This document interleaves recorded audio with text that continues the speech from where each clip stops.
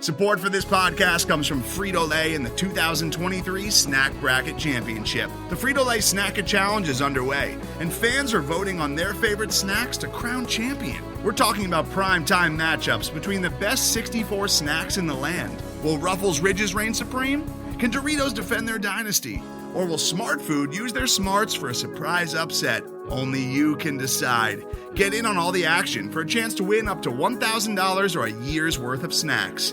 Let your snacks be heard. Just go to fritolaysnacket.sbnation.com to vote and enter for a chance to win. No purchase necessary. Sweepstakes ends April 3rd, 2023. Void where prohibited. Year's worth of snacks awarded in the form of 52 coupons, each good for one bag of chips. See official rules at fritolaysnacket.sbnation.com. The Black and Gold Banneret Podcast is brought to you by the Unger Real Estate Group, brokered by eXp Realty, proudly serving Orange, Seminole, and Lake counties. Call 407-790-9957 or visit WeSellOrlando.net.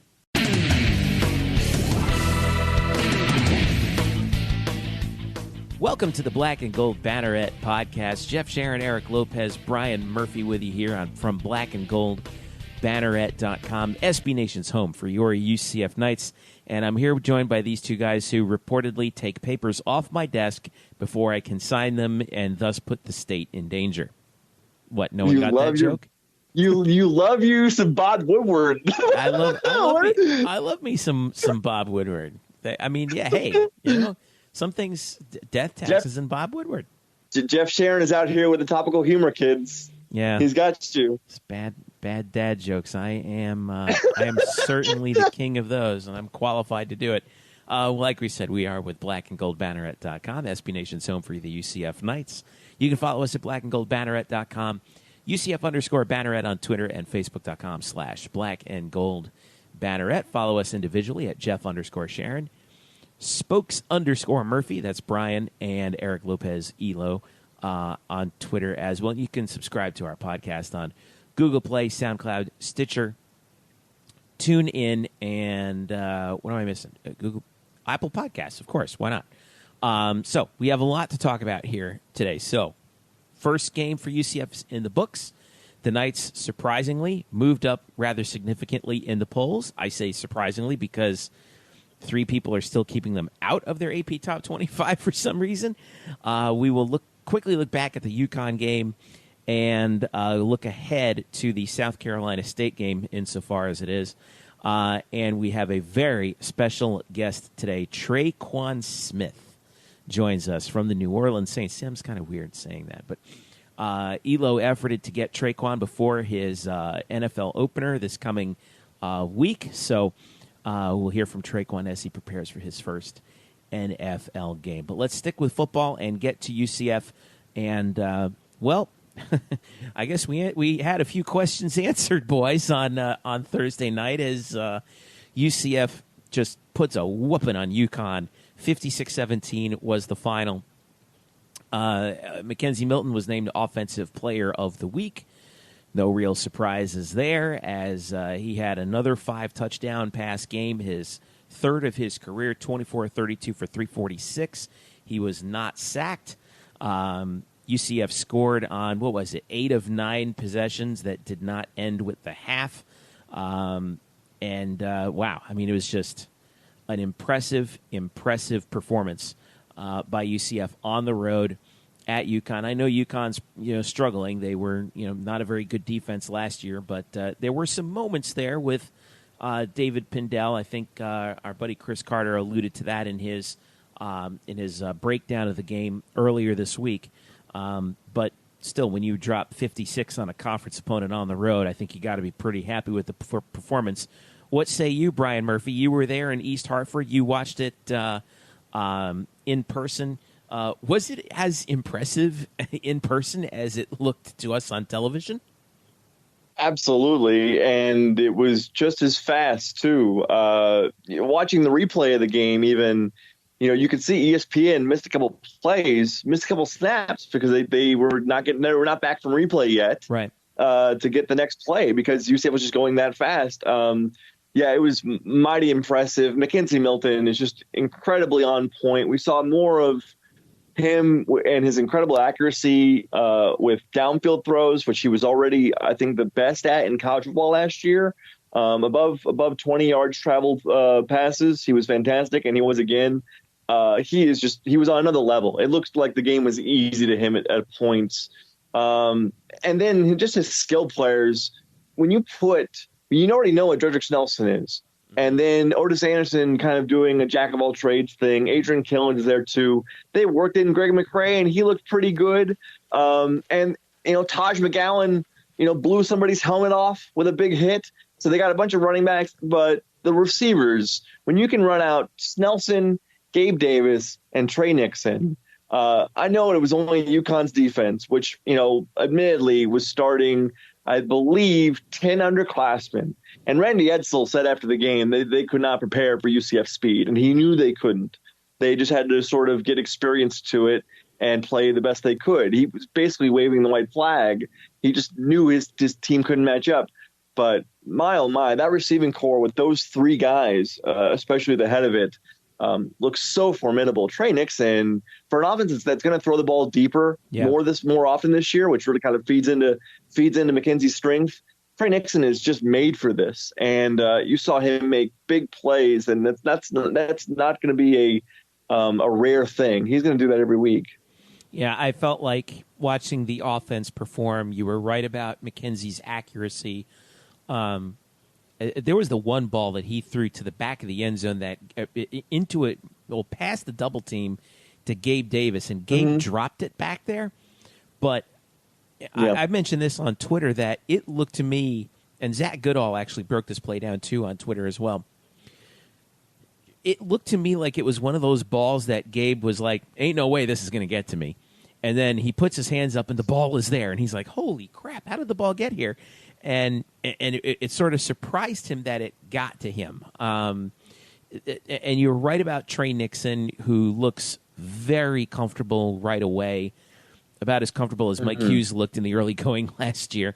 And that's encouraging to see. Snelson had that one possession, I think, where Milton threw to him three consecutive downs that set up another touchdown. Nixon had 5 for 101 and 2 touchdowns. He was the only UCF receiver over 100 yards, but Snelson did have 90.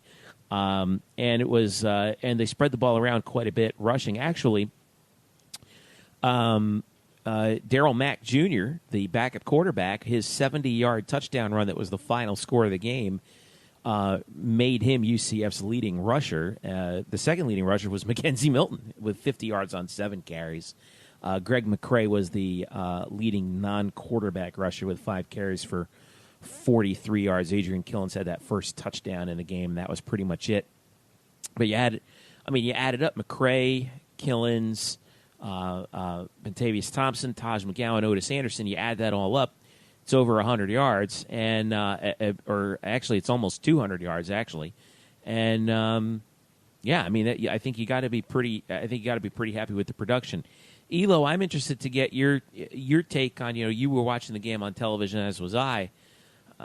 What looks different per se from your vantage point? I mean, nothing really shocked me there. I got to tell you, though, I'm not a fan of Milton running as much as he did. I hope that agree is not with you. I hope. I don't. To me, you've got enough running backs that I actually don't like the fact that Mackenzie Milton was second on the team in carries in the game. Yeah. Especially for a game like UConn. Now, if it's a bigger game later in the year, I don't have as big of a problem with that. But I wasn't a fan of that. Now, some of that is probably his own doing because he probably just decided to run on his own. I'm not saying that every play was a run play for him. There were a few design runs in there, though. Oh, no, there were. And I noticed he got nipped up a little bit. I mean, it's nothing serious. I mean, I guess he twisted his ankle or something. Supposedly he's fine. But to me, you have to keep him healthy. And there was no need for him to run as much. He's got to slide down, learn to do that. You have all these running backs that can carry the ball. I would rather have them carry the ball. And I would I don't want him running at all this Saturday against South Carolina State at all. So from that standpoint, I think Trey Nixon is going to be the guy that's going to replace a lot of the Tre'Quan production in that role. So I think that's obviously impressive. No surprise there in the Ole Miss. Defensively, I thought they struggled with their tackling. That's been well documented on that. So I think the jury is still out on the defensive side. The one thing that's kind of gone under the radar was the lack of a pass rush.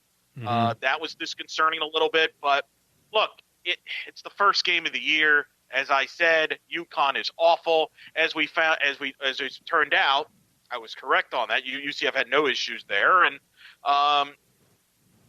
UConn's youth in the secondary in defense, as Murph brought up, was a mismatch for UCF. So, look, it's a good start. They're solid. It was not anything shocking.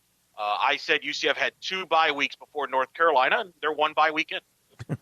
Well, there were concerns with the tackling. I wasn't all that concerned with the tackling from the game as much as it was more or less a function of you have this running quarterback in David Pindell with UConn, who, by the way, looks, credit to him, he actually looks much improved from last year when he just looked like a guy going the wrong way through a revolving door. And so let's give him some credit in his senior year here. But I did have a little bit of concern about the fact that your defense is out there for 38 minutes compared to just under 22 minutes for UCF in terms of time. Well, that's going to happen, though. I mean, that's going to happen. Yeah, that's going to happen, though. I mean, this offense. I'm pretty sure they've prepared for that. Yeah. I mean, I mean, that's the thing. It's going to be bend but don't break. And Randy Shannon's defense did exactly that. They had a 30% stop rate in this game. They only gave up 17 points. Again, on the road, in conference. Anytime you give up 17 points on the road in a conference game, I think you got to be pretty happy no matter how weak the opponent is. But now we turn our attention to South Carolina State. Obviously, D1 FCS opponent coming into town. This reeks. Which is a threat. It's a threat. American conferences. You got to represent here. This is a multi-rivalry. We'll get to the American struggle against FCS opponents in a little bit, but they're a pretty familiar foe, obviously, for UCF from insofar as an FCS opponent can be, but. Obviously, that's not the concern. I think the question is, obviously, other than please, for the love of God, stay healthy, what should we expect to see from UCF in this game in particular, Brian? I mean, I know that Josh Heupel himself, you want to get that first one on the board. You got that big conference win. That's fine. It feels like now I don't want to say you take the pedal, you take your foot off the pedal a little bit here, but you can try a few things now with an opponent like SC State, right? Yeah, they're going to try to get more young guys in there, especially with the new redshirt rule of playing up to 4 games while still keeping your redshirt. They're going to get more guys some snaps. Yeah, you're going to see more. You're going to see more of Daryl Mack this weekend. I think the one thing we'll all see is the tackling improved. Now, there's one thing I'll say to that is, even if it is, people are still going to poo-poo it because it's South Carolina State. And so you're not playing against top-level athletes. I will say that they are probably going to face another mobile quarterback. South Carolina State last week in their debut against Georgia Southern, which they lost, I think, by 29. But in that game, I think South Carolina State rolled out a couple of different quarterbacks. One of them scored their only touchdown. He's a freshman named Tyrese Nick. And he ran 21 times for 66 yards. That's not terribly impressive, but he's going to run a lot. So UCF will be faced with another sort of run-first quarterback, and we'll see what they do against him. Other than that, really, this is going to be sort of a celebration of a champion returning home. Basically, the estimates about the student section is going to be overfilled, and they've sold so many tickets for this game. There's a lot of buildup and excitement to have people who are going to be actually in the stadium for this game, and I think that's another interesting part is just seeing after the year they had, first home game of the year, what's the turnout like? Because after a while, this game is not going to be competitive.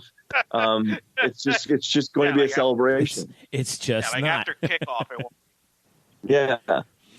It's not. Here's an interesting stat that I think you guys will find amusing.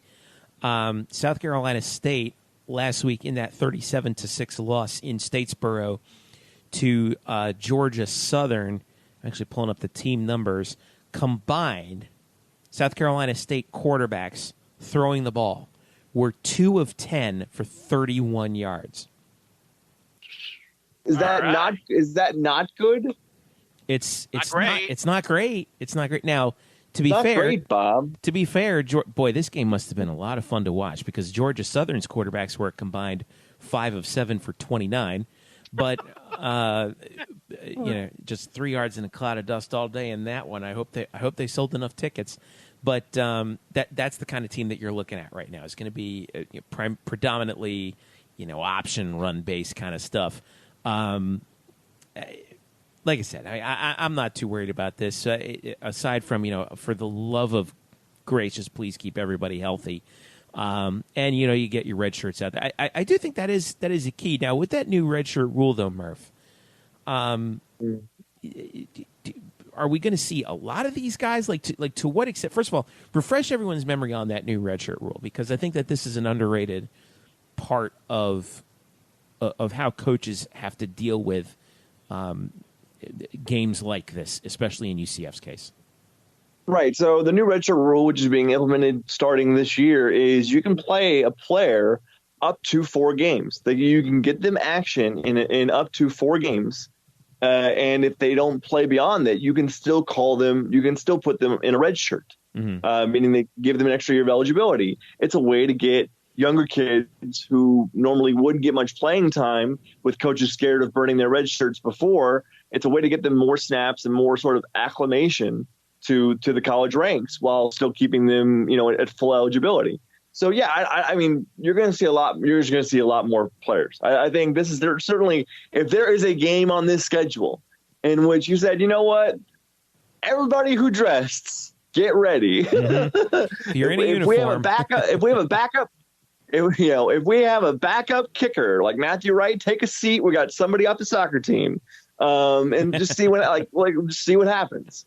2 things I wanted to point out, though. One is because of what happened, and maybe you guys will talk about this, because of what happened last weekend across the conference with teams like Temple losing to Villanova, and team like ECU losing to, I forgot who ECU lost. What division are they in, Murph? They're not in the FBS. They're not in that. Not good, Bob. It's not good. Temple's in the AAC. They're in the AAC East, actually, Jeff.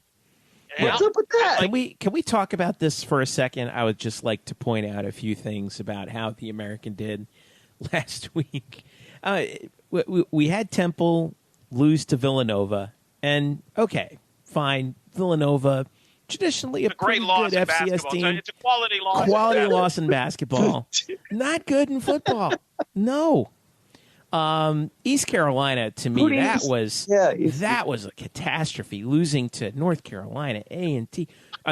As somebody said on Twitter that ECU lost to a cable company, which I thought was the best line of the week.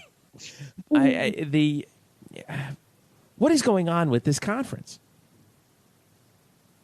Murph was not on the episode. Anyone want to take that one?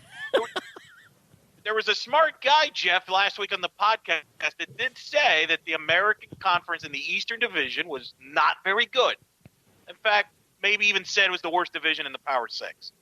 I rest my case. It's not a good league. And the reason it's not a good league, you have a lot of new coaches. I mean, Jeff Collins is still in his second year at Temple. Mm-hmm. The East Carolina situation with Scott Montgomery, that has not worked from day one. That's a disaster. I think that if I had to place a bet on which coach is the first one to get fired in the American, I think Scotty Montgomery is easily the leader in the clubhouse. Well, what was worse about that was they fired an alum in Ruffin McNeil who had success there because he wasn't winning enough, and they agitated a coordinator at the time by the name of Lincoln Riley, who was the offensive coordinator at East Carolina, then went to Oklahoma to be an OC. And then when the job opened, he's like, no, I'm not going to go there because the way you treated Ruffin McNeil. How's he doing, by the way? Oh, yeah, he's at Oklahoma now. Yeah. And then Scotty's been a bad move. I mean, I've been to Greenville a couple times recently, and it's not good. I mean, they have a great fan base and great stadium, but no, they're in rock bottom. And look, I think the East, unfortunately for UCF, or fortunately, you can look at it in two ways. You can look at it on the positive end that, to me, UCF has an easy path to the conference championship game. The only game, in my opinion, they have to worry about in their division is the game in Tampa at the end of the year. The negative is, for those of you that obsesses over these polls and, quote, respect, as I put up my hands in the air, you're not going to win this schedule argument battle. So I wouldn't use that. Don't use that tool. Now, because you're not. I mean, this schedule is going to end up being even weaker than last year. And last year was actually a decent schedule. This year, I mean, I looked at the schedule. Carolina and Pittsburgh, if you study their schedule, they're probably looking at a 6-win, 7-win season tops, unless they pull some upsets. Carolina didn't look great against Pittsburgh. We've already discussed East Carolina is going to have a long year. Connecticut is going to have a long year. Temple's not anything great. South Florida, we'll see what they have this week against Georgia Tech with the new quarterback, Barnett. But I think as a whole, the league is down. They lost a lot of guys to the NFL. Yeah. When you constantly have coaching changes because guys are going to other schools, that takes its toll. You can't be at the top of your league every year. And sometimes your league's going to have a down year. And unfortunately, from a UCF perspective, or fortunately, however you want to look at it, I think this is a down year for the league. Yeah, I mean, I'm looking at just the results that we saw. I mean, we talked about the, ECU's loss and Temple's loss. I got news for you. It wasn't so great shakes around the league with some of the teams that won either. Houston had a hell of a time with Rice for a while. Yep. USF did beat Elon at home, but only by 20. I know they said only by 20, but I mean, you'd think that they'd come out a little bit stronger than that. Well, Tulsa kind of struggled a little bit with Central Arkansas there. They won by 11. And SMU got doubled up by North Texas, which is a disaster in its own right. And Navy gave up 59 points to Hawaii. Granted, it was out in Honolulu, but still, they scored 41. But that was, that's a game you think that Navy should win. We should give some credit to Memphis because they took care of Mercer exactly as they should have, and then credit to Cincinnati for going out to Pasadena and spoiling Chip Kelly's debut. Thank God for UCLA. UCLA, I mean, if you're an American Conference team, just schedule UCLA because they'll make you look good. I mean, last year Memphis beats them at home because UCLA implodes. This year Cincinnati. I mean, when in doubt, just schedule UCLA. I mean, good job. But no, I mean, I do think this, in all seriousness, what you're hoping for from a league standpoint, and even if you're UCF from a quality of schedule standpoint, you're hoping Cincinnati's the surprise. You hope Luke Fickell is kind of that the surprise of the league, and the Bearcats are better than people think. They did. Yeah. That is a nice win at UCLA for his program, and maybe that's a better game. Maybe they're the surprise like UCF was last year to some extent. But look, I think Fickell's going to be successful at Cincinnati. But again, look at the league. Jeff Collins is still only in his second year at Temple. Luke Fickell's in his second year at Cincinnati. Houston, Major Applewhite is just in his second year as a head coach there at Houston. That you mentioned. There's just a lot of turnover, and I think we've taken it for granted. We saw what Scott Frost did in his second year. We just assumed that, he turned it around in his second year. That's the exception to the rule. Right. That's not how it's supposed to work. It's supposed to take time, and I think people have taken it for granted how an amazing job Scott Frost did turning this around in the second year. I think even the UCF staff that's now in Nebraska would even tell you, and people within the program would tell you, they're even shocked how quickly it turned around. Because I think actually a lot of people thought that this year would be the year that they thought they would be really good, not last year. Yeah. I think they went ahead of schedule and surprised people. So unfortunately for the league, I think you're kind of in this transition period. And you might be in a bit of a dip. Concerned, Jeff, you mentioned Hawaii. They're in the Mountain West.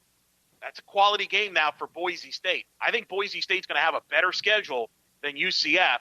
If those two teams end up with an equal record, I think Boise State might get the nod. Now, on the positive end, I think Boise State's more likely to lose more games than UCF, so that could also work to your favor in that regard. Because now, Murph, I am expanding from 50% to 75% chance UCF goes undefeated this year. How do you like that, Murphy? Wow. You know where I still am. I still reside in the realm of the Butarski. It's no disrespect. And again, people on Twitter saying that, well, I have to say that it could happen. Yeah, it could happen. But to ask me my opinion of will it happen, I'm saying no. There is a difference between those two statements. So yeah, I think three things. Well, two things. One, because of everything that happened last week with Temple and ECU, there's already the built-in talking point of yo guys, we can't overlook this. Look what happened in our conference. These other guys who got taken out by D2 teams or FCS teams, or whatever you want to call it, D1 double. I'm not sure. But secondly, during the Monday press conference, in which Mackenzie Milton said, you got to prepare for this game like it's Alabama or an Auburn. He also said that in his freshman year of 2016, he says he remembers that even though he wasn't playing, he remembers South Carolina State giving UCF all they could handle. And I sort of cocked my head to the side like a confused dog. And I was like, what is this? So, yeah, I guess they gave them all they could handle, and that UCF won 38-0.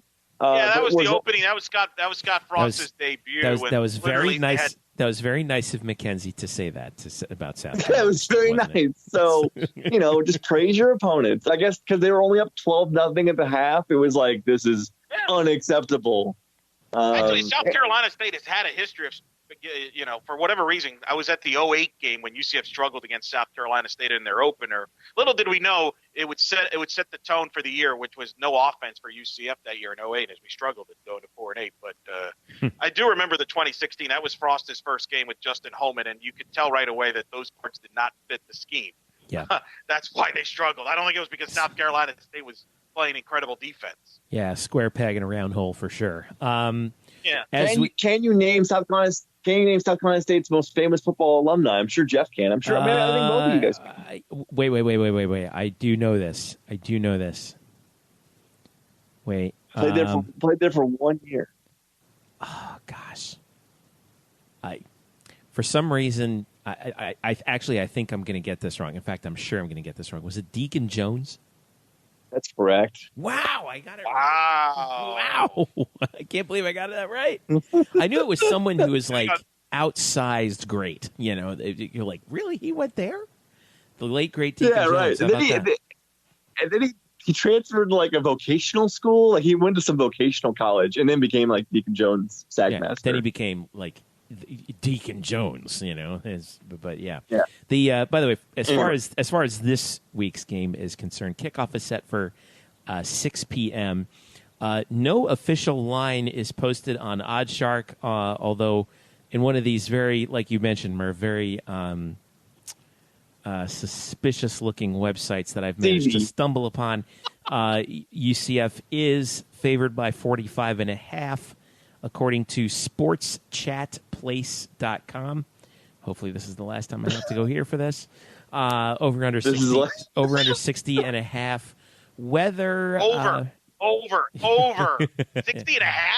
That's not right. 60.5, yeah. Well, I don't know who's I really don't know who's handicapping this game. Whether Jeff, are there ads for Russian mail order brides off to the margins of this website? I'm afraid to even look at some of the banner ads that I'm actually seeing. Let's just move on. Let's get out of here before my data ends up on WikiLeaks. All right, so let's take a quick break. We'll come back. We've got our special interview coming up with obviously the NFL starting this weekend. So many NFL guys for UCF that are out there, and we caught up with one who made probably the biggest noise in the preseason. Tre'Quan Smith joins us here on the Black and Gold Banneret Podcast when we return. The Black and Gold Banneret Podcast is brought to you by the Unger Real Estate Group, brokered by eXp Realty. Sam Unger and his team proudly serve Orange, Seminole, and Lake counties, specializing in buying, selling, and new construction. He's a proud UCF graduate, class of 2006, and he's got a special deal going on right now for the 2018 football season. Knight fans, if you work with Sam as your realtor, he will rebate you up to $750 at closing. So if you're ready to buy a new home or sell your current home, upgrade or downsize, Sam and his team have you covered so you can find the right home at the right price in the right location. So give them a call right now at 407-790-9957. Again, that's 407-790-9957. Or visit them on the web at WeSellOrlando.net. Again, that's WeSellOrlando.net. You can also reach them on Facebook at facebook.com/WeSellOrlando. Get in touch with the Unger Real Estate Group today and make finding your dream home a reality. Hello, Night Nation. I'm Andrew Fegley. And I'm Trey Strelko.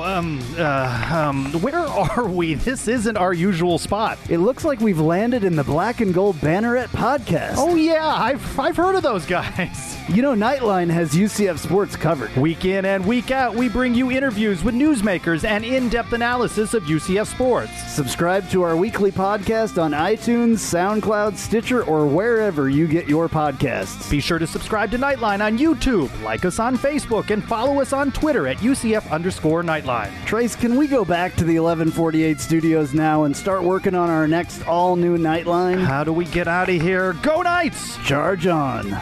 Now back to you guys in the Black and Gold Banneret Podcast.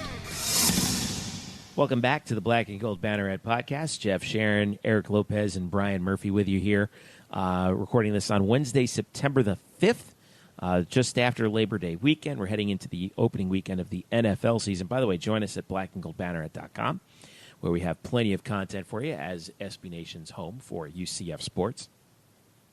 And follow us at UCF_Banneret on Twitter, Facebook.com/blackandgoldbanneret. I mentioned that it's NFL kicking off this weekend as college heads into week number 2. A bunch of Knights making their NFL debuts, including one of them that Eric Lopez caught up with just a little bit earlier today, Elo. Yeah, I got a chance to talk to Tre'Quan Smith. Of course, was drafted in the 3rd round, 91st pick by the New Orleans Saints. And as the Saints open the regular season against the Tampa Bay Buccaneers on Sunday, that'll mark a regular season debut for Tre'Quan, who's had a strong preseason for the Saints. I had a chance to talk to Tre'Quan Smith on Wednesday during media availability with the Saints and talked about how life's going in the NFL. What's it like being a New Orleans Saint? Also, kind of the journey to get to the NFL. What a journey it was, because Tre'Quan Smith, as we all know, was part of a winless season and also part of an undefeated season under 2 different coaching staffs. So great to catch up. Here's my interview with Tre'Quan Smith here on Black and Gold Banneret. What's up, man? How you doing? I'm doing good, and you? Great, man. Looking forward to chalking. It won't be too long. A lot of fans here, people in Orlando, excited for you. You know, they miss you, but they're also excited for you. I miss Orlando too, but on bigger things now. First question, Tre'Quan Smith, how does it feel to be an NFL wide receiver of the New Orleans Saints? Oh man, it's hard to explain. It's just something I wanted my whole life.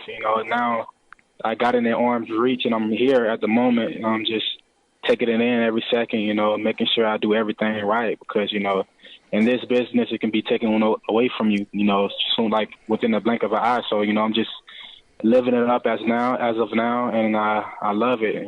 Just one of my dreams came true. Take me through that night in the NFL draft when your name was called and you found out you're going to be a member of the New Orleans Saints. Okay. I won't give you the full details because, I could get very detailed into it. But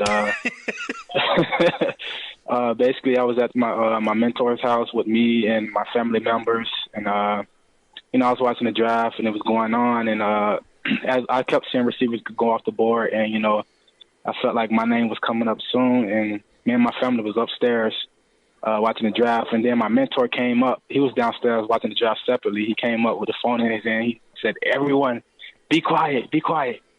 He handed me the phone. He said, "It's the Saints." Oh man! So then I hopped on the phone, and it was Coach Sean Payton. He was like, "How's everything going?" And I was like, is going good. But now that you call, everything else is going great, much better right now. And he was like, you know, we like what we seen on film. We think you're a great kid. You know, we like your character, and we would love to have you here as the New Orleans Saints, and we're going to take you with our next pick. And at that moment, you know, I knew that my life pretty much changed. You know, I was just like so happy. I couldn't even explain it. Like, I almost teared up and cried. That's unbelievable. It's remarkable. What has this been like for you since then? Obviously, you've had OTAs, training camp, you know, preseason games you got to play. In fact, your first preseason game, ironically, was back in the state of Florida, in Jacksonville against the Jaguars. What has that been like? This whole experience has been a roller coaster for the better. You know, like you said, coming from rookie minicamp to OTAs and to you know, veterans minicamp. It's just been a learning experience pretty much. You know, I'm here trying to learn everything I can to put myself in the best, you know, situation to play as much as I can and as often as I can. It's just been really a great experience, you know, meeting guys here, you know, trying to create a bond with the receivers and the quarterbacks and the D-line and the coaches here. It's like, I really feel like I'm at home here in New Orleans. Did you seek out advice from maybe either other UCF players who are in the NFL already, or anybody in general as you know, hey, what do I need to look out for?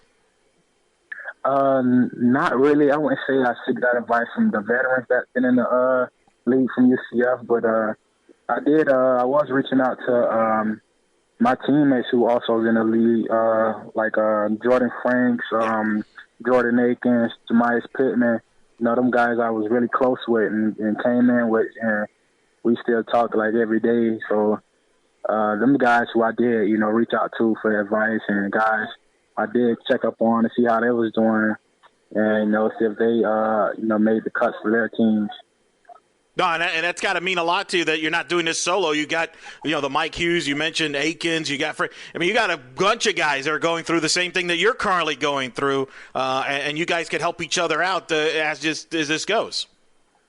Yeah, like it's very exciting having and knowing people who's in the same situation you in, because at the same time, you know, you're rooting for yourself to make it, and then, you know, I'm the type of person when I heard that Jordan Franks made the practice squad, like, I was just like ecstatic. Like, that's my guy. Like, I came in with Jordan Franks. He was my roommate when I first got to college, and knowing that he, you know, pretty much on the team, like, it just made me so much happier. I was happier for him than I was for myself. Yeah, no question about it. We're speaking with Tre'Quan Smith here. What's it been like? You're playing with one of the greatest quarterbacks in the history of the sport, and Drew Brees. That's pretty cool. Oh, man, this is really cool. I just been trying to be a sponge around that guy, trying to soak up everything he's telling me, you know, because he's a future Hall of Famer. So I know my time with him is pretty limited before he retires. So I'm just trying to learn everything I can from him and, you know, trying to stay after practice and get extra reps and, you know, just listen to what he has to say, you know, because he knows this game is back of his hand. And he's the quarterback, you know, so whatever he says pretty much goes. So, you know, if I want to know something, he would be the guy I go to, like, especially during an in-game situation. So, you know, yeah, Drew is a great guy. And the thing about Drew, he's willing to teach you and talk to you and to correct you and make sure you're doing everything right. That's what I like about Drew. You've played some preseason games. Describe the difference there, playing in NFL preseason games to college football, because I've talked to other guys about it, and the first thing that strikes them is how, man, everybody's fast in the NFL. Describe that feeling now, having stepped on the NFL field. Yeah, that would be a big thing. The difference would be, like you said, everybody's fast, and, like, when I first got in, because Jacksonville, I ended up starting, so I got in, and I'm like, I'm thinking I'm running off the ball, but I'm not really running off the ball. And my coach sitting there on the sideline yelling at me, like, Tre'Quan, you have to run off the ball. And I'm like, Coach, I thought I was, but, you know, when you go back and look at film, like, everything is moving so much faster. Like, the pace of the game is so much faster. and you got to actually know what you're doing, because as soon as you are hesitant, the defense isn't hesitant on what they're doing. They're coming after the ball. So that would be a big difference. The change is not only the speed of the players, but like the change of the game, the pace. Yeah, it's remarkable. What have you personally worked on since you left UCF and got drafted, as far as your own skills that, to make you an NFL player that you're like, man, I have to work on this and improve on this if I want to be successful at this level? One of my biggest things was route running.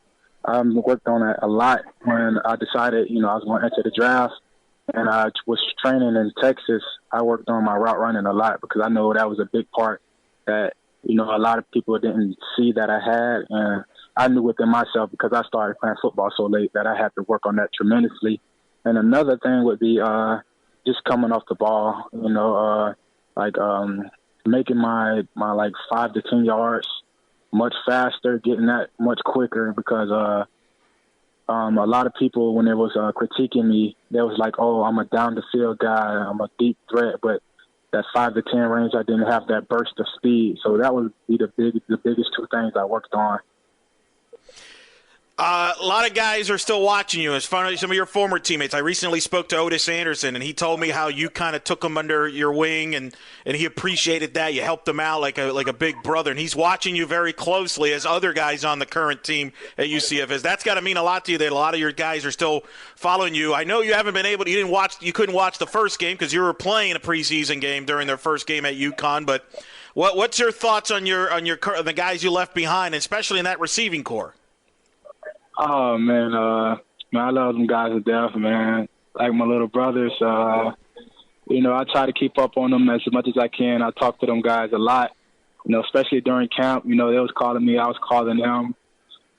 It's, when you have that type of bond, when you leave your college team, it's like you never left.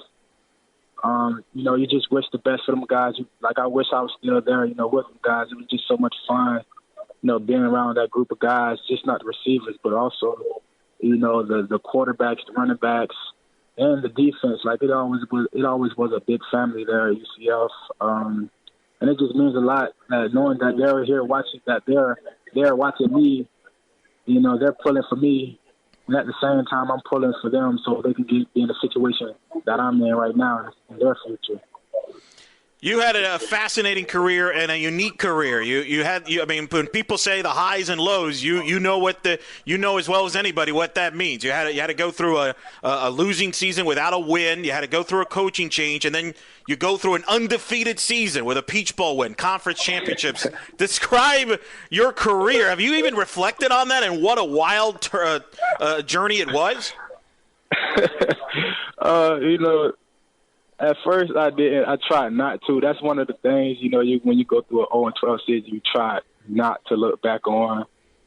But as time went on, through the coaching change and through the 13-0 season, you look back on it and just be like, hey, maybe it was meant to be. I learned a lot in that 0-12 season. And the difference between, the 0-12 season and the 13-0 season was really, the team coming together as one. And everybody trusting each other, and everybody doing their own job. That was a really big difference, that I've seen from those 2 years. But it was really a learning experience at most. Guys, learning each other and playing for each other. But it definitely was a roller coaster. I'm pretty sure you guys won't see that probably, within the next 25 years, somebody go 0-12 to 13-0. Yeah, it's pretty remarkable still to even think about that. And you guys had to go through another, they had to go through another coaching change. Coach Frost moved on to Nebraska. You had to deal with that during the bowl game thing, but the entire staff is at Nebraska that coached you. So, but you got a new staff at UCF. But I'm assuming you're going to keep an eye on Nebraska because I'm sure you have good affection still for that coaching staff and what they did for you guys. Oh, yeah, most definitely. As a team, we understood what, happened with Coach Frost and the pressure he was put on, to choose between, a team, that he obviously loved and, being back at his alma mater and being back with his family and his kid. We knew it was a hard decision, and we knew that, he he loved us, and but basically we had to understand that we was being selfish if we asked the guy, to stay here with us and be away from his mom and his dad back in his alma mater. So basically, at the end of the day, we still love Coach Frost. I'm pretty sure a lot of guys still love Coach Frost back at UCF. And by the way, I have my brother going to Nebraska. He's at Nebraska now, so I definitely will keep an eye on them guys. I talked to them a few times already. So, yeah. But UCF is, where I got to really keep my eye out. But, I still look at Nebraska a little bit. Hey, that's 2 scores you just got to follow every Saturday. That's all. That's it's not too big of an adjustment there. And the guys seem to be transitioning well under the new staff. What is that like when you have to go through coaching changes and that adjustment from a player? Because the current guy's got to do that with Coach Heupel and his staff. You've had to go through that from Coach O'Leary's staff to Coach Frost's staff. What is that like? That can be frustrating at times. And then again, it could be a good thing for other players. I say it'd be frustrating because you got to learn a whole new offense, and you got to be able to learn a whole new group of guys and a whole new group of coaches. But at the same time, for some players who, didn't get a chance to play that season or who didn't get a look at, you basically putting on the table a new resume. The coaches really never seen you play. They don't know how you act. They don't know what type of player you are. It's just the rumors they hear. So you really have an opportunity, to show the coaches who you truly are. Just you're basically getting a new start. Yeah, no question. What was it about UCF that drew you to come to UCF? What was the moment where you're like, yeah, I definitely want to go there and play football there? At the time when I was being recruited by UCF, it was by the O'Leary staff, and Coach Danny Barrett he was the running backs coach there, and he was my recruiting coordinator. And he just came to my school consistently, just talking about UCF. And at the time I started watching them, and they was doing pretty good that season. I'm talking about really good. They had a very good start. And then I came up on a couple unofficial visits, and I met the receiver corps. I met Bashard Perriman, Rennell Hall, Josh Reeves, J.J. Ward, and it just seemed like a really cool group of guys. And Coach Sean Beckton was the receiver coach, and he seemed like a pretty laid-back coach and a very funny guy. And I went up there a couple times, just going up there to visit, and then every time I loved what I saw, and I loved the atmosphere around there. And I ended up committing like an extra year early, and I stayed solid through my commitment, and damn, UCF had me. And the rest, as they say, is history, and many Knight fans are glad that you came and are excited for you, Tre'Quan. Congratulations on everything you've done to this point. We're excited. There's going to be a lot of Knight fans across, not only in Central Florida, but across the country. They're going to be following you closely in New Orleans. Heck, there are UCF fans that are drafting you like in fantasy drafts that I've been involved in just because they're that excited, man. Have you got how much fantasy stuff have you gotten since either? What's been more interesting, fantasy questions or ticket requests? By far, I say by far the ticket request. Oh man, that's pretty hectic right now. The ticket request, but I did have people asking me about fantasy and stuff, saying, "Oh, the draft you and everything." But most definitely, the tickets are more hectic. Yeah, I would imagine so for the NFL games. That'll be a lot of demand, but it's a good problem to have. Tre'Quan, congratulations on everything. Like I said, good luck this season. A lot of you, I know I'm going to try and see you when the Saints come to Tampa to play the Bucs this year. But good luck this season. Enjoy it, and we're rooting for you. All right, thank you. Thank you for the interview. And thanks again to Tre'Quan Smith for taking the time from a busy schedule, and thanks again to the New Orleans Saints media staff.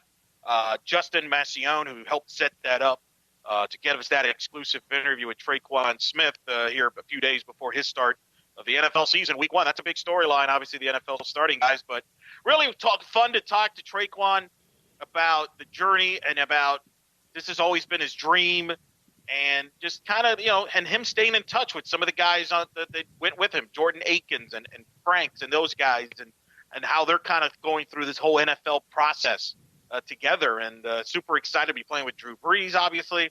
But he, well-grounded guy, and I think we did a podcast. I want to say it was post-draft, I think we all were kind of in agreement. We thought Tre'Quan was in the best situation at the time to be successful and make contributions right away. I don't think anything's changed to change our minds on that, right? Not from my perspective. I think that, well, first of all, anytime you're a wide receiver and you get drafted to play with Drew Brees, that's going to bode in your favor, obviously. But also the fact that Tre'Quan, like you mentioned, Eric, he's kind of one of these guys who, when you look at his career to this point, he's basically seen it all, right? We know how good he is.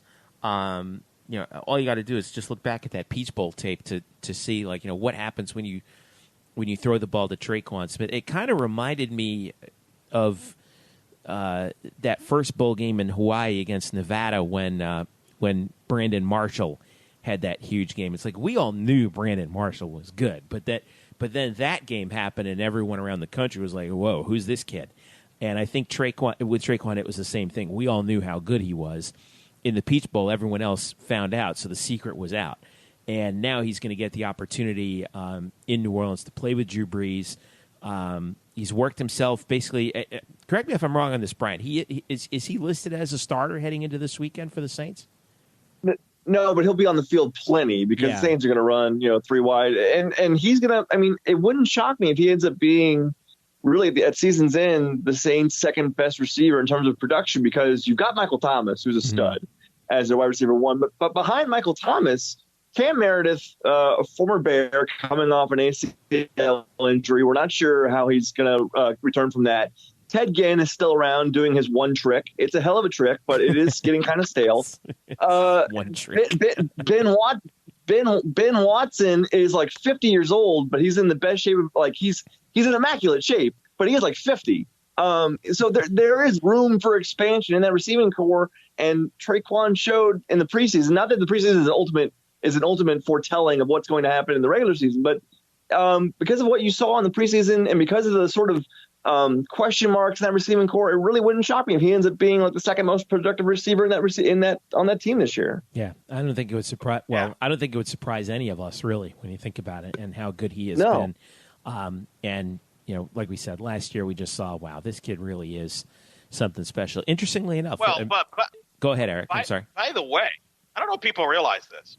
Tre'Quan Smith, 5th all-time in the program in catches with 168. Mm-hmm. Okay, 3rd all-time in receiving yards with 2,748. 8th all-time in yards per catch, 16.4. 3rd all-time in touchdowns. The one I always thought the one bright spot, if there was the only positive of 2015 of the disaster, the debacle of the winless season, was I always felt like Tre'Quan was always playing well. At least Tre'Quan's, wow, look at Tre'Quan. He's putting up numbers. He actually shattered all the freshman records for receiving yards, and I thought at that time, I'm like, wow, this guy's going to be really good. Yeah, hopefully that was the thing. He was the one guy around him who just. He never quit. He always brought it, and he was the one guy coming off of that team that we were all like, "Well, we got a little something here, So, at least at least we got that going for us, which is nice. But yeah, and we'll see. Now we're going to really see what he does against professional competition. I'm looking forward to. When is that opener for the Saints, Eric? That's Sunday. Sunday, 1:00 from New Orleans. It'll be on Fox. So you check your listings on that. And he talked about it in the interview, the route running. I think he's a tremendous route runner. We saw it up close. I think he's going to be successful in the NFL. I like the situation there, and I think he's going to be very productive. But it was fascinating to hear him talk about the coaching transition, going from the O'Leary staff to the Frost staff. Because remember, he was recruited by the O'Leary staff, as he talked about in the interview. It was Danny Barrett and Sean Beckton who actually got him to come to UCF. So credit to those guys for getting Tre'Quan there. And obviously had to struggle with the winless season after redshirting the year before. Then you come with the Scott Frost system.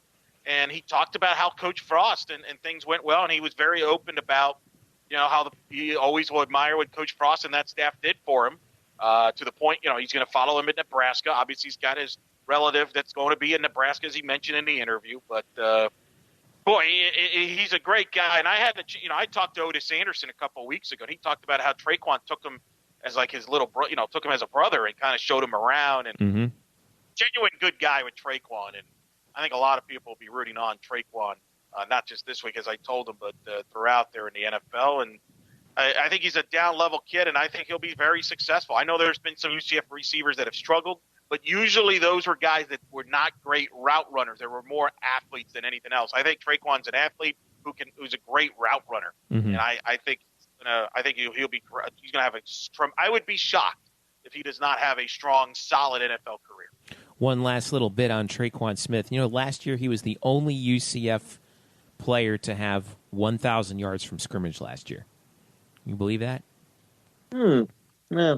I mean, it kind of shows you, like, with the offensive scheme, how they distributed the ball, but it also shows you that he was a guy that McKenzie looked to in key situations. So it was good to hear from Tre'Quan. We wish him and all the UCF alumni coming up best of luck in NFL Week 1. Shaquem Griffin, by the way, we got word today, he's going to get the start for the Seattle Seahawks at linebacker over KJ Wright. He took KJ Wright's job.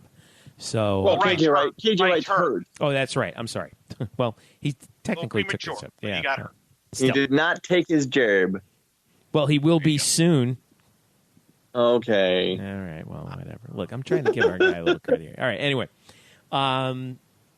let's take a look at some of the action from some of the other sports around UCF.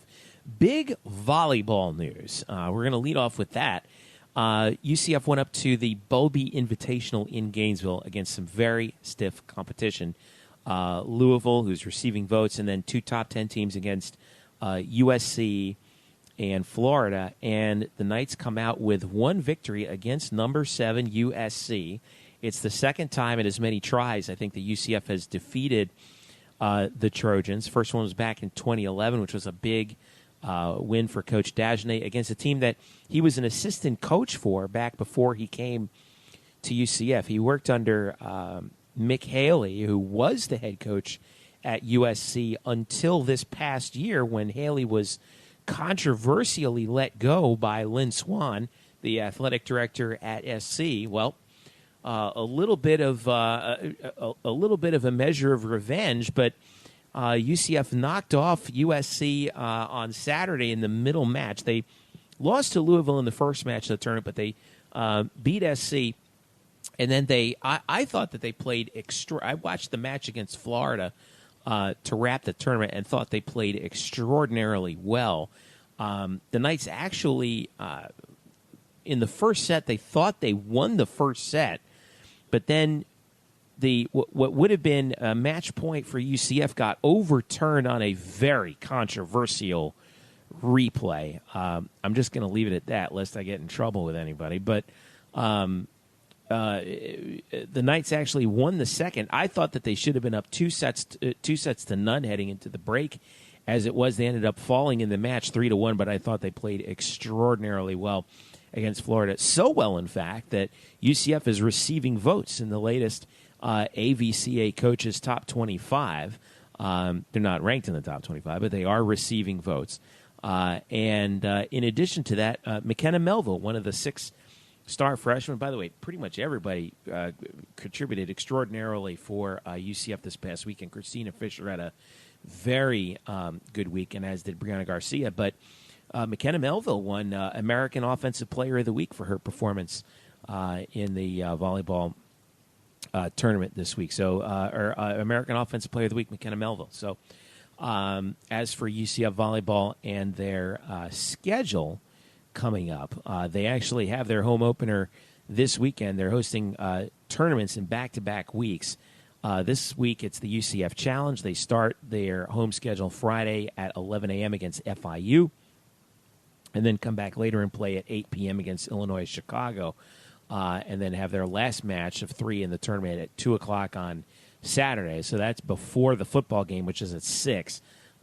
Make sure if you're going to be hanging out for a while and it's going to be a hot day out, make sure you come into the venue and check out UCF against Wofford. All those matches will be televised on UCFKnights.tv. Women's soccer. Eric, we talked about the tough start that they got off to. Well, they were able to recover down in Coral Gables and get a win 2-0 over Miami for their first victory of the season. 2 goals for UCF coming to Kristen Scott and Zandy Soray. Zandy, by the way, her second goal of the year. And UCF gets a victory over an ACC foe in Miami, and that's a key. And that's key for UCF because, like I said, their home opener, Eric, it got washed out against Florida Gulf Coast. So they went on the road. They lost those two games against Texas and North Carolina, who were both ranked.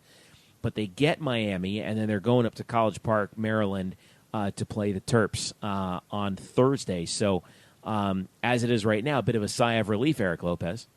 Yeah, always good to get that first win, and they did that second half with a couple of goals. It's a good quality win. Now they got to go to Maryland. You don't want to look ahead.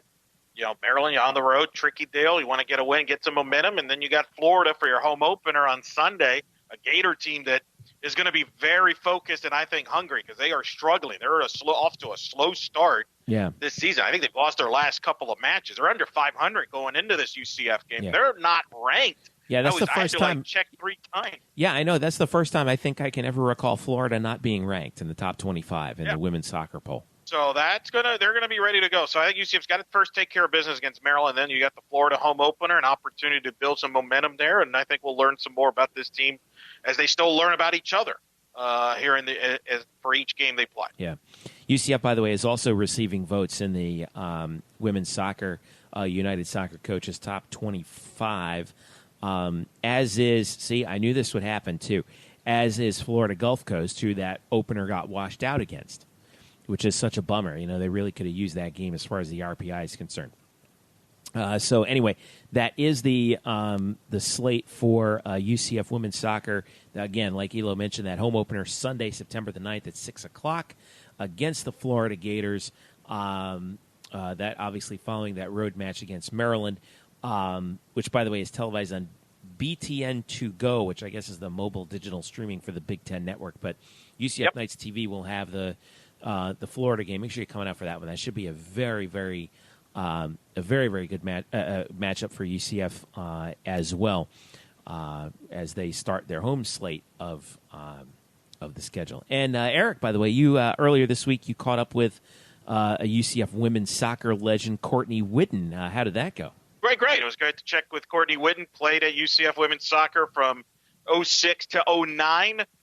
Monday, September 10th, by the way, it's going to be the 9-year anniversary. It was on that day that Courtney Whidden scored a goal in double overtime or extra time, depending on your language you prefer in your soccer language, to knock off then number 4 Florida State 1-0, a match that you and I were there. You were working the game. Mm-hmm. I was there as a fan. One of the most dramatic games with dramatic moments. It was a huge crowd. One of the more memorable women's soccer games. One of the more memorable UCF goals in the history of that program was scored by Courtney Whidden, and I had a chance to talk to her in my latest 7 points. Catch up to see how she's doing. What is she up to now in today, and what that moment was. She described that moment when she scored and how that moment was for her, and what a great career she had. Part of that great group. They had an incredible year that year. They won the conference title. They were nationally ranked. She won 2 conference titles during her career.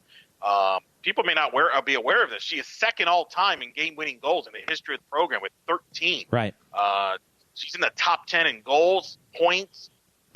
So, I mean, she's one of the greats that's kind of maybe under the radar a little bit because they had so much talent around her. But it was good to catch up with her. She's doing very well, and I encourage everybody to, especially your women's soccer fans, to check out my one-on-one exclusive there with Courtney Whidden online. Yeah, I remember that team that beat Florida State. That was really UCF women's soccer, we know how good that program has been for a while. But, when they beat Florida State in that game, it felt like everybody really all of a sudden it started taking notice nationally of UCF. And it felt like the program jumped another level after that game. And we saw that in the next couple of years with the last few Amanda Cromwell teams, and we've seen that continue under Tiffany Roberts-Zahadak. So it's definitely worth checking out the interview. Now, men's soccer, they are 2-1-1 right now. They defeated Liberty on Friday, the 31st of August, 4-1 in that in their second home game, but that was a big thing. That was a big one that they needed to get at home after that loss to UC Irvine in overtime. But Then they played Virginia Tech, number 17 Virginia Tech, at home on Sunday. And this, I thought, was a really big game for Scott Calabrese's guys because obviously number 17 team in the country coming to your place. But UCF falls down 2-0 in the first half. And they managed to fight and scrape and claw their way back with a pair of goals in the second half within basically a minute and 40 seconds of one another. And UCF manages to steal a draw against Virginia Tech 2-2 in that game. The Knights shot, boy, there's one thing about this men's soccer team here, they have never met a shot they didn't like. Because UCF outshot Virginia Tech 23-9 in this game, and they've been out shooting teams left and right since the start of the season. So this should be again right now. Where do we find them? They are 2-1-1, and their next game coming up is again at home. Here's part of that big home that early season homes. Sort of slate that they have. West Virginia coming to town on Friday, September the 7th, and that's before the Knights go on the road, but within the state of Florida for 2 at FIU on Tuesday the 11th, and at Stetson and DeLand, so not that far away, Saturday the 15th, before they start conference play. Starting conference play already the following week at Temple in Philadelphia. So, but yeah, I mean, what does that mean? I think that's a big character builder for a team, in their second year under Coach Calabrese, for them to fall down, granted at home, I get it, but to fall down to a ranked team, come back and steal a draw, basically, that has to do wonders for their confidence at this point, especially when you figure that, I'm actually checking the top 25 here. UCF is, I'll double check that here in a second, but, still huge confidence builder for this team, don't you think? Yeah, I mean, no question about it. I mean, it reminds me when they won at UConn last year, and UConn at the time was playing high level, even getting votes, maybe even borderline top 25. I think won the one in stores. They had a draw at West Virginia, so that was a confidence booster. Anytime you can get a result against the top 25, that's a very positive, especially in their situation being down 2 goals. But with them, and then you mentioned volleyball, that win against number 7. That's a resume win. Yeah. When you play those games, now all of a sudden that's going to skyrocket your RPI. It's going to skyrocket your resume. The big thing now is, though, you don't want to have a letdown. You don't want to give it back by losing a match that you shouldn't lose. And from volleyball standpoint, they need to clean up here at home and clean up. And this is where you go on your run here and really make a statement that you are a contender for the title with Wichita State, with Cincinnati. Back up. Don't let that USC win and drop a match that you shouldn't lose. Right. And you're going to be scratching your head later in the year like, wow, I can't believe we lost to that team. Because sometimes letdowns happen, Jeff. And I'll be curious how they come out at home, especially with some of their start times. I think their first match is like an 11 a.m. Friday. 11 a.m. start, yeah, Friday. Boy, that's a sneaky little time slot where you could come out flat if you're not ready to play. So I'll be – and then you mentioned the Saturday game before the football game. That's always interesting because there's a lot of distractions because there's a lot of things going on campus on that day. It's not as normal of a day to get to your game usually because there's a lot of parkings blocked off and things like that. So you got to stay focused. I'm curious how this young team handles all of that. Big results, and I think it's the same with men's soccer as they move forward. So I think that's the big takeaway. We'll see. Is it possible? Way early for this. Is it possible that we could have possibly 4 conference champions in one fall? I'm not ruling it out. Football, volleyball, the 2 soccers, both were preseason favorites. Football was favored. Volleyball was the one that was kind of under the radar.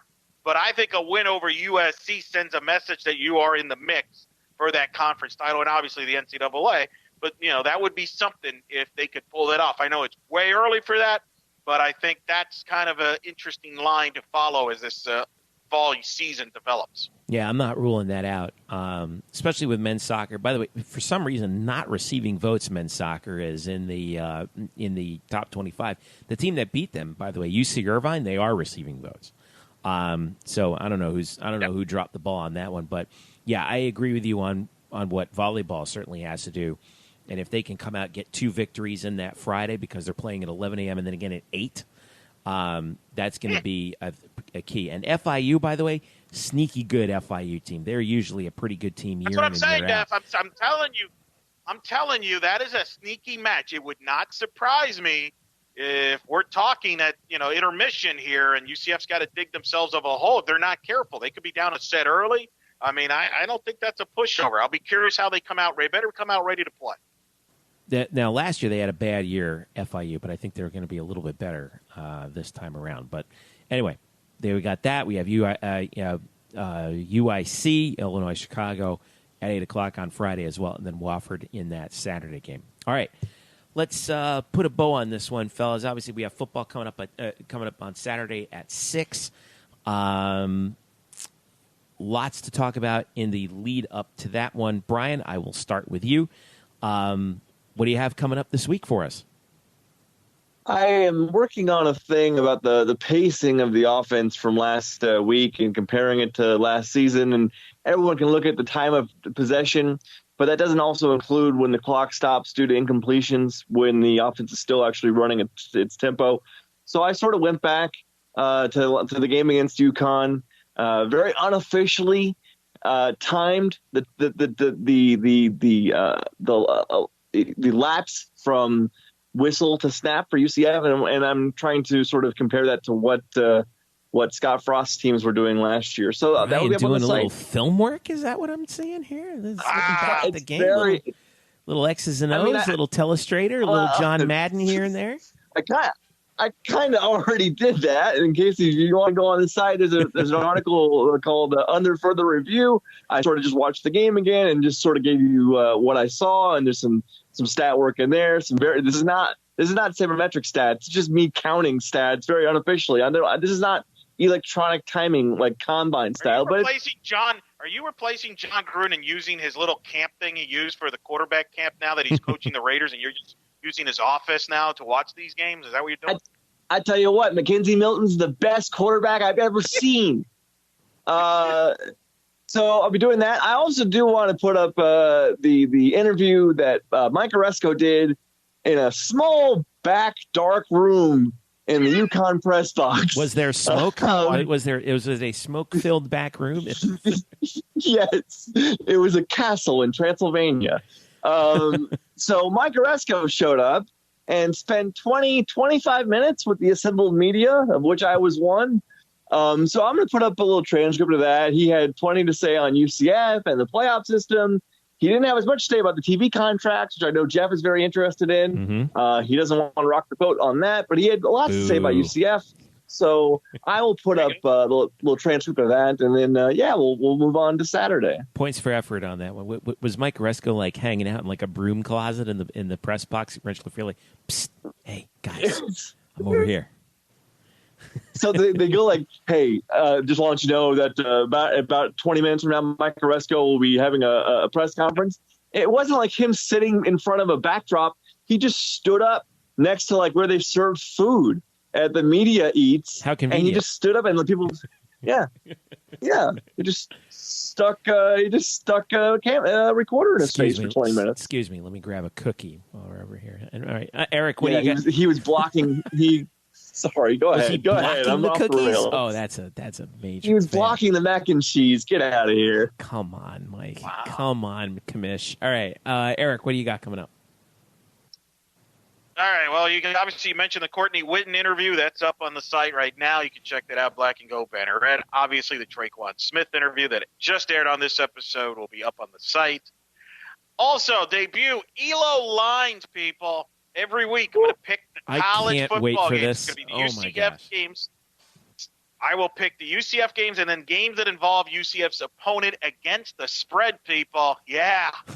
I am ready. I am ready to lose some money. Let's get it. And if you want to lose money, I'm the guy to help you out with that. So you're going to have the college games, and I will pick the Black and Gold Banneret selected game of the week in the NFL that involves UCF players. So the Banneret staff, our big staff, they will tell me, pick this NFL game that involves UCF players. And then I believe the first one has been chosen, and we're going with Seattle at Denver. So I will make that selection. That'll be all up there. I will give you some trends. For example, I will give you this little trend. Boise State plays Connecticut this Saturday. It's a common opponent with UCF. UConn is a 31-point underdog to Boise State. The game's at Boise, the late-night kick. Boise, 4-13-1 against the spread in their last 18 games. They don't cover that many games at home. UConn, on the other hand, 5-13 in their last 18 against the spread. So something's got to give. Might take UConn, believe it or not, getting 31 points. But that's some of the sample stuff. Big Memphis-Navy game. There you go. Tech. It's all there. It's there you go. Stone cold lead pipe locks, Eric Lopez. That's what we're looking for from you this week. Right. Doesn't this make everybody nostalgic for the old Jimmy the Greek segments? Somebody's got to replace him on that. So that's going to be there as well. And then since while everybody else is watching the South Carolina State game, I'm already looking ahead to North Carolina. I will write over the weekend on things to do if you go to North Carolina, assuming the weather cooperates, which it may or may not. So we'll write about that. And then also, believe it or not, if you go to I do another podcast on fastpitchnews.com. I interviewed Beth Mowins this week, folks. Beth Mowins, Syracuse's very own. Jeffrey, going to call the Monday Night Football game, the Jets and the Lions. We talk about her broadcasting career, and she's called 25 Women's College World Series, but she's calling NFL games, college football, men's college hoops, women's college hoops, volleyball. She's called soccer, you name it. She's called every sport. So we talk about her career, and then kind of, if you're into broadcasting stuff, I recommend you check out that interview I had with Beth Mowins, who I got to meet over a decade ago when she was calling a UCF UAB Wednesday night game back in the day. Those were the days. Wow, a Wednesday night UCF football game? That's right, baby. Back in the day. Man, that was... So I encourage everybody to check that out. That's kind of some of the stuff I got going on. And I'm also trying to catch up on sleep because tennis matches at the U.S. Open go to 1, 2, and a.m. So it's yeah. Well, thank goodness it's not Australian Open. Great. Thank God it's not Aussie Open season, Eric, when you're up at like 4 o'clock in the morning watching some matchup between two guys who no one's ever heard of. There's nothing better than 3 a.m. live sports. If you can get like pitch black darkness live sports. I can think of a few things, like 3 p.m. live sports. Very good. You know, listen, I'm usually up at 3 a.m. with the baby. I don't need to augment it by watching a sporting event. There you go. All right, let's wrap this thing up. We got so much to talk about this week. Still to go, and then and so much to bring you on blackandgoldbanneret.com. Make sure you follow us at blackandgoldbanneret.com, UCF_Banneret on Twitter for all the latest. Luke Saris is going to have some stuff coming up for us as well. I'm going to hopefully have a look at UCF's possession analysis from the first game coming up, and a look ahead. And we're all going to be looking ahead, obviously, to the South Carolina State game and see what happens there. You can follow me at Jeff_Sharon. You can follow Eric at Eric Lopez Elo, and follow Brian at Spokes_Murphy. Follow us all at UCF_Banneret and Facebook.com/Black and Gold Banneret. We are SB Nation's home for UCF sports, and you can subscribe to this podcast if you don't already on Google Play, iTunes, SoundCloud, Stitcher, and Tune In. For Eric Lopez and Brian Murphy, I'm Jeff Sharon saying thank you so much for listening. This has been the Black and Gold Banneret Podcast. We'll see you for the home opener, 6 p.m. Saturday, UCF against South Carolina State. Enjoy the first weekend of UCF football here in Orlando.